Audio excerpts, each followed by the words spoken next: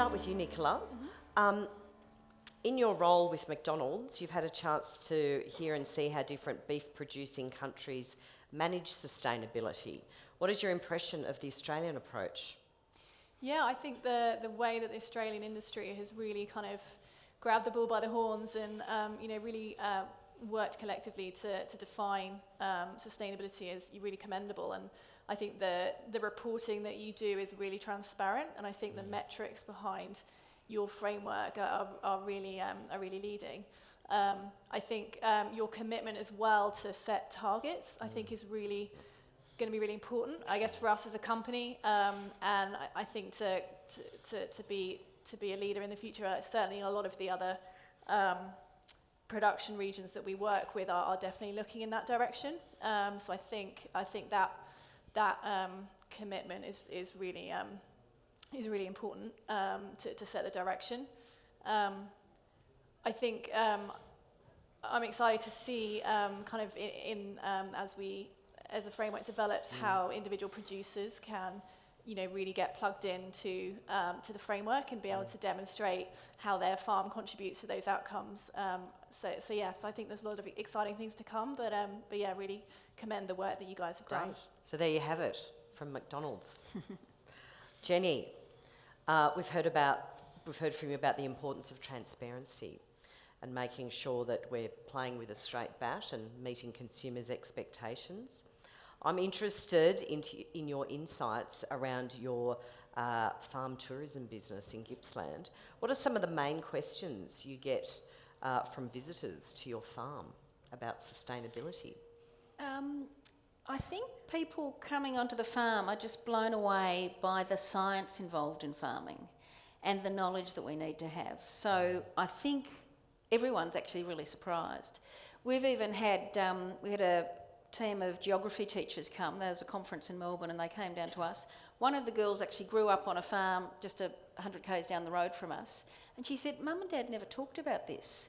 So why we're doing stuff, they were involved with land care and they were planting trees, but to talk about the science of what the benefits are for animal, what the impact is if we don't do things. So people are fascinated that as a farmer, the skills we need to have, whether it's animal nutrition, whether it's veterinary side of things, from a biodiversity, environmental scientist. So they're really blown away by that. But the international people too, it's really interesting, and you'd see this, when you travel the world, the view of sustainability is quite different. So what the farmers in England are doing is quite different to us, and what we think is important, it's not even on their radar. So people that are travelling are fascinated to see what it means and how we're doing it. Sorry, are those differences in priorities or differences in focus between different countries due to the nature of their customer, or is it more to do with the nature of the land that they're working and their latitude, position in the world? It would probably be good to answer that, but I think people just have different perspectives. We're looking at the same problem, but we see things totally differently. So it's quite bizarre, but this is where people are fascinated to hear what's happening in Australia. And I think we can learn a lot by travelling and seeing what's happening in other countries, because it broadens our thinking. Yeah. So we can often only see things as we see it. So we learn a lot by having people on our farm and the questions they ask us. We learn enormously. But mostly they're surprised and impressed with the knowledge that farmers need to have and the science. And the money we invest as an industry in research and development is incredible. It's millions and millions of dollars, and nobody has any idea of that and how valuable that is for us progressing. And you get a sense today, we've made such changes in 10 years, but without that investment in research and development, we wouldn't be there. Yeah, thank you. So Denovan, for farming enterprises in Australia, global agreements like the Paris climate commitments and the Convention on Biodiversity can not be front of mind for everybody. Is there a reasonable amount of cynicism, and there is, I think, a reasonable amount of cynicism that we hear about those agreements. But banking and finance are alive to these global goals and form a consideration set in risk evaluation for lending for all sectors. Should we be viewing this as a commercial headwind or a business opportunity?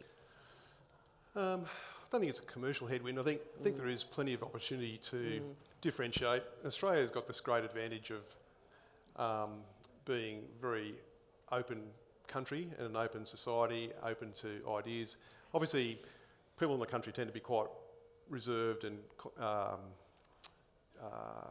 conservative, but when you think about the opportunities that it presents to differentiate the product and the market, and we already have the reporting systems in place, I think it's a great opportunity for Australia. You just got to sort of go with the flow a bit sometimes and not stick your head in the sand.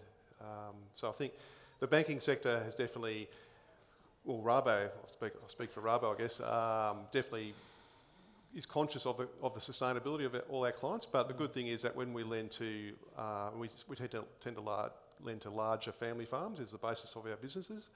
But they're very professional, and I totally agree. I can't think of any other industry where you have to have such a broad sense of different skills to actually make the business run. So, so I think they're very professional people, and I think it's a great opportunity. That's Great. Now back to you, Nicola. I'm going to ask the hot question. It would be remiss if we didn't take the chance to ask about the McDonald's trial in Canada with the meat analogue, should I call it. It's interesting to see that the comms have been about offering consumers variety and not about health, environment or welfare, as some other businesses have chosen. Can you explain the rationale for this, and is it an LTO?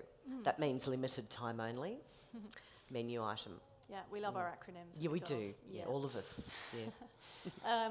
Sure, yeah, no, the comms have been around offering customers choice and not the environmental, benefits of such offerings, very intentionally, because that's the business driver behind that test. So, we're a global restaurant company.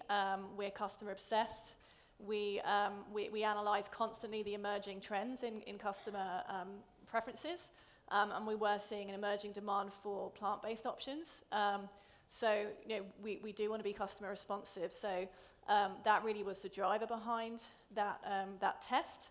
But certainly, as I say, we're firmly committed to, beef sustainability. We've got a lot of products that are pretty core to our business based on beef. So it really is about variety and choice for the customer. So to answer the second part of that question, it is a test in 28 restaurants in Canada.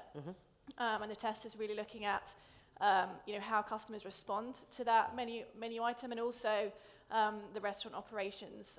So we're very keen as a company to make sure that we don't add a lot of complexity to our restaurants. So that's a key part of that test as well.